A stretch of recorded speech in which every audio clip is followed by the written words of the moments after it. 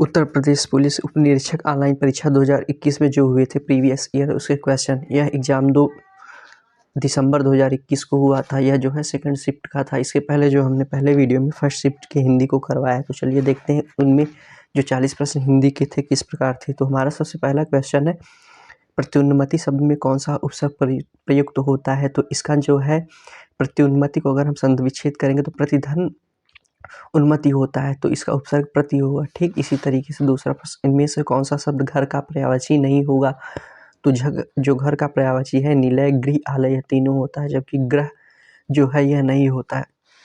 ठीक इसी तरीके से जो घर के पर्यायवाची शब्द एक अन्य है, गृह, आलय, गेह, निकेतन, सदन, आवास, निवास, अयन, आगार।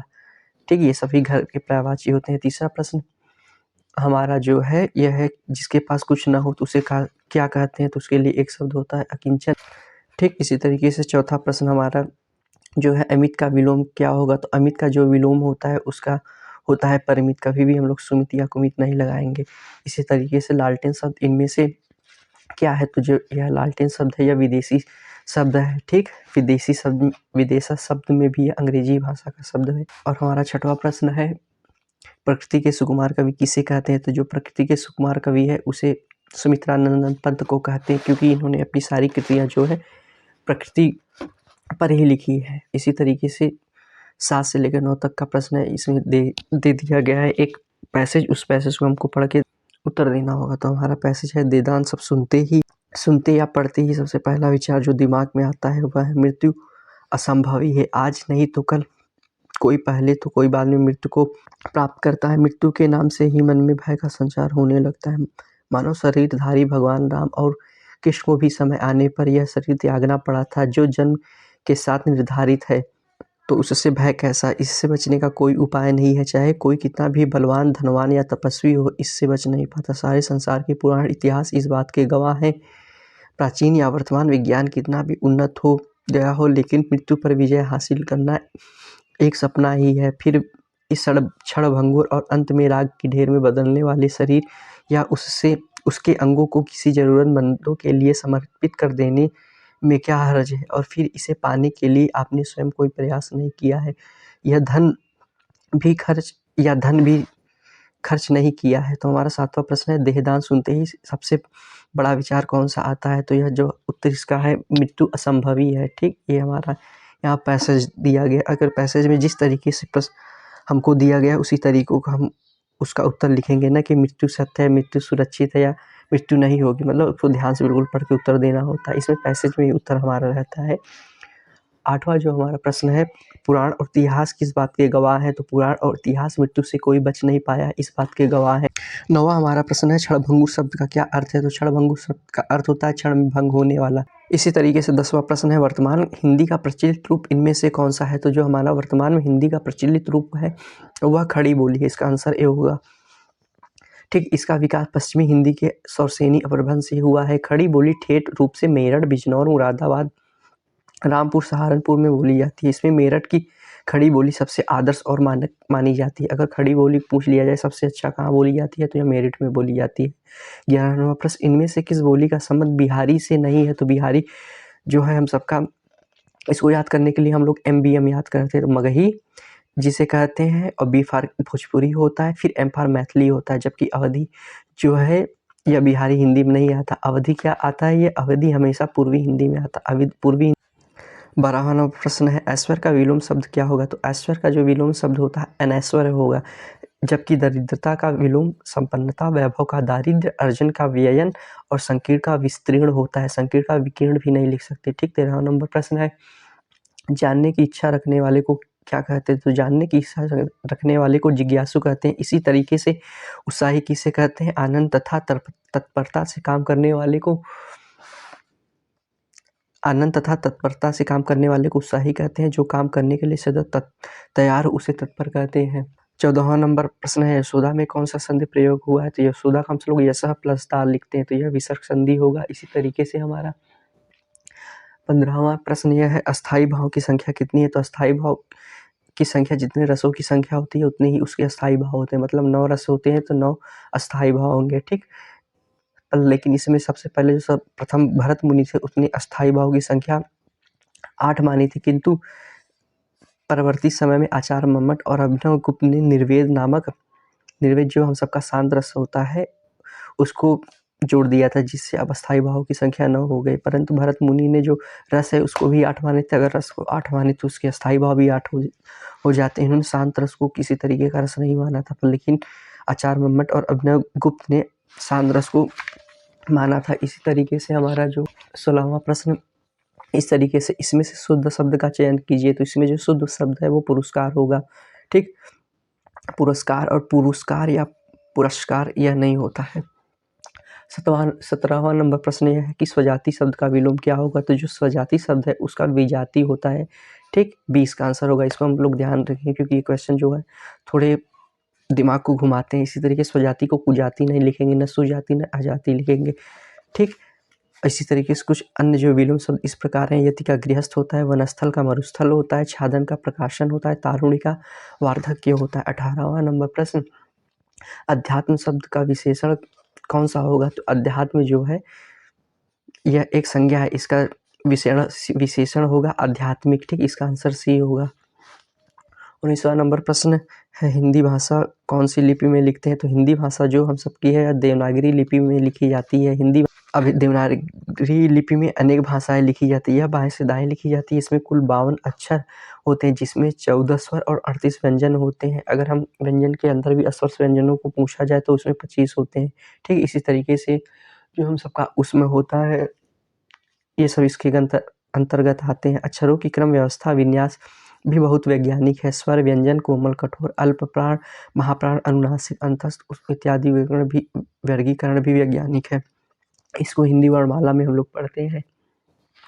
और हमारा 20वां प्रश्न जो है, अतियु शब्द में कौन सा उपसर्ग लगा है। तो अतियु में अति प्लस यू करते हैं, तो यह इसका आंसर ए हो जाएगा। ठीक, इसी तरीके से जो अत्याचार है, अतिशय, अत्यंत है, अति उत्तम है, अत्युक्ति, अत्यधिक है, इस सब में भी उपसर्ग का ही प्रयोग हुआ है। हमारा 21वां प्रश्न है, ठलुआ क्रव किसकी रचना है। तो जो ठलुआ क्रव है यह गुलाब राय की रचना है। ठीक ना, गुलाब राय की कुछ अन्य जो निबंध रचनाएं, फिर निराशा क्यों मेरी असफलताएं, कुछ उथले कुछ गहरे हैं, यथा रुचि में कौन सा समास है। तो यथा रुचि में अव्ययी भाव समास है। ठीक ना, इसमें पहला पद अव्यय होता है, जैसे यथा प्लस रुचि।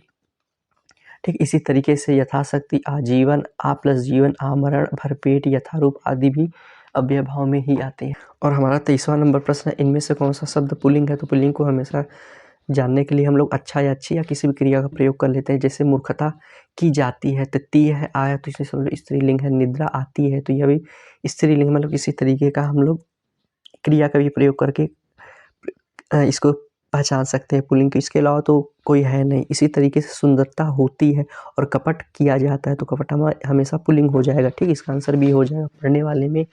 पढ़ने वाला में किस प्रत्यय का प्रयोग हुआ है। तो पढ़ने वाला में जो है हम सबका कृदंत प्रत्यय का प्रयोग हुआ। कृदंत प्रत्यय दो तरीके के होते हैं, एक कृदंत होता है, एक तद्धित प्रत्यय होता है। कृदंत हमेशा क्रिया के बाद लगता है, जबकि तद्धित जो प्रत्यय होता है वह संज्ञा के बाद आते हैं। ठीक है ना, इनमें से कौन सा शब्द अच्छ का पर्यायवाची है। तो अच्छ को हम लोग आग भी कहते हैं, तो इसका आंसर बी हो जाएगा। ठीक, इसी तरीके से आंख के कुछ अन्य पर्यायवाची शब्द इस प्रकार है, जैसे लोचन, अच्छी, चक्षुदृग, अम्बक, चख, विलोचन आदि हैं। कलई खुलना मुहावरे का क्या अर्थ है। तो कलई खुलना मुहावरे का अर्थ भेद प्रकट होना है। ठीक, और 27वां नंबर क्वेश्चन, इनमें से शुद्ध वाक्य का चयन कीजिए। तो शुद्ध वाक्य इनमें से जो है, आज बेहद सर्दी है, या इसका उत्तर होगा आज अधिक सर्दी है। इसमें सर्दी गलत है, बेशुमार गलत है, और अनधिक सर्दी, तो ये जो सर्दी है पहले से गलत, तो इसका आंसर होगा सी।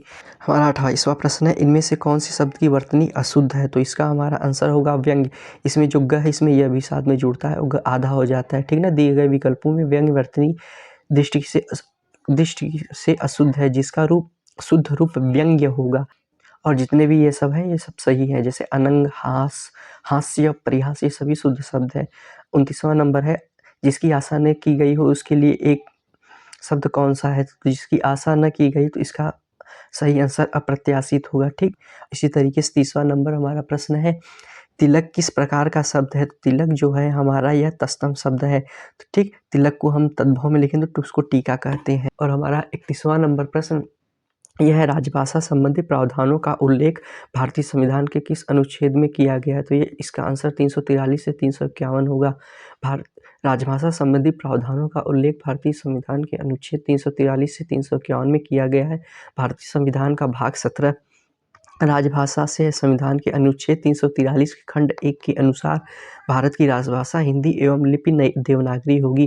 अंकों का रूप भारतीय अंकों का अंतर्राष्ट्रीय रूप होगा। इसी तरीके से 32वां नंबर प्रश्न हमारा है, चंद्रप्रभा किस उपन्यासकार की रचना है? तो जो हमारा यह चंद्रप्रभा है भारतेंदु हरिश्चंद्र का उपन्यास है, ठीक ना। और इसी तरीके से जो हमारे भारतेंदु हरिश्चंद्र से आधुनिक हिंदी के साहित्य के पितामह भी कहे जाते हैं। इनकी जो प्रसिद्ध रचना है भारत दुर्दशा, वैदिक हिंसा, नभवती, अंधेर नगरी, प्रेम जोगिनी, सत्य प्रताप, पूर्ण प्रकाश, बंदर सभा, बकरी विलाप आदि है। 33वां नंबर प्रश्न, इनमें से कौन सा शब्द स्त्रीलिंग है? इसको भी हम क्रिया लगाकर पहचानते हैं, जैसे अध्याय होता है, ठीक, स्वदेश, अपना स्वदेश, मेरा स्वदेश, ठीक, स्थापना की जाती है तो इसका स्त्रीलिंग डी होगा। अपराध हुआ, ठीक, तो यह भी पुल्लिंग में आता है। ये जो तीनों ऊपर के पुल्लिंग है, जबकि डी नंबर स्थापना किया जाता है या की जाती है, किया जाता है तो हालांकि गलत होगा, की जाती है, तो यह हमारा जो है स्त्रीलिंग हुआ। इसी तरीके से जो 34वां नंबर हमारा प्रश्न है, इनमें से रसाल शब्द का पर्यायवाची शब्द कौन सा है? तो रसाल का सभी को पता है, जो ये हमारा आम होता है इसके पर्यायवाची शब्द है। तो आम के कुछ अन्य पर्यायवाची शब्द जो हैं, पीक बंधु, आम्र, सौरभ, सहकार, फलश्रेष्ठ, अमृत फल, अति सौरभ आदि हैं, ठीक है ना। शेष जो विकल्प है इनमें देख लिया जाए किन किन के कौन से पर्यायवाची होते हैं। तो इमली के पर्यायवाची शब्द अम्लिका, चिंचा, तेतर आदि होते हैं। नींबू का निम्बुक, जंजीर, नींबू, जंतुमारी आदि होते हैं। जामुन का जम्बूल, जमाली, रामजन, जम्बूफल आदि होते हैं, ठीक। इसी तरीके से हमारा 35वां नंबर प्रश्न है, इनमें से तत्सम शब्द का चयन कीजिए। तो इसका आंसर होगा जलद, ठीक। जो बादल है, हवा, पानी, ये सब तद्भव शब्द है, जबकि जलद जो है हमारा यह तत्सम शब्द है। 36वां नंबर प्रश्न, इनमें से ब ध्वनि की ध्वनि कौन सी है? तो ब जो होता है प फ ब, अगर इसको हम लोग पढ़े तो ओष्ठ हमारा बंद होता है, इसे हम ओष कहेंगे। 37वां नंबर प्रश्न हमारा जो है, इनमें से जातिवाचक संज्ञा कौन सी है? तो जातिवाचक संज्ञा, ये दुख जो है भाववाचक संज्ञा है, लड़का यह जातिवाचक संज्ञा है, मतलब इसका आंसर भी होगा। सेना समुदायवाचक है, श्याम एक व्यक्तिवाचक संज्ञा है। इस तरीके से हमारा 38वां नंबर प्रश्न, भारत भारती पुरस्कार 2014 किस साहित्यकार को मिला? तो भारत भारती पुरस्कार 2014 काशीनाथ सिंह को मिला, और इनका जो प्रसिद्ध उपन्यासकार रेहन पर रघु था, इसी के लिए इनको प्रदान किया गया था। इनमें से कौन सा शब्द संज्ञा है? तो संज्ञा जो हमेशा क्रोध है, ठीक है ना, यह भी भाववाचक संज्ञा है। ये क्रोधी, क्रोधित, क्रोधी, ये सब जो है विशेषण है। इनमें से कौन सा युग तस्तम शब्दों का युग में नहीं है? तो मत्स्य, मृग, ये तस्तम है। ज्ञान और क्षेत्र, ये भी तस्तम है, क्षेत्र का खेत कहते हैं, ठीक। कर्म विद्या, ये भी तस्तम है। दधि और भात, भात यह तद्भव है, ठीक। तो यही हमारा आंसर सही होगा, डी नंबर हमारा आंसर सही हो जाएगा। इसी तरीके से हम देखेंगे, ये 40 प्रश्न हमारे हो चुके हैं। 41वें नंबर से हम सबका basic law, constitution and general knowledge आते हैं, तो जो कि हम सबको यूपीएससी में पढ़ना पड़ता है, आप सबको अभी नहीं पढ़ना। इसमें कुछ क्वेश्चन मूल विधि के भी आते हैं। तो हिंदी के हमारे जितने भी 40 प्रश्न थे जो सेकंड सिम में पूछे गए थे, सभी पूरे हो गए हैं। हाँ, अगर आप चैनल पर नया है तो चैनल को सब्सक्राइब कर लीजिए और बेल वाली घंटी को बजा लीजिए, जिससे हमारी सभी वीडियो आप तक जल्द से जल्द पहुँचे। तो मिलते हैं नेक्स्ट वीडियो में।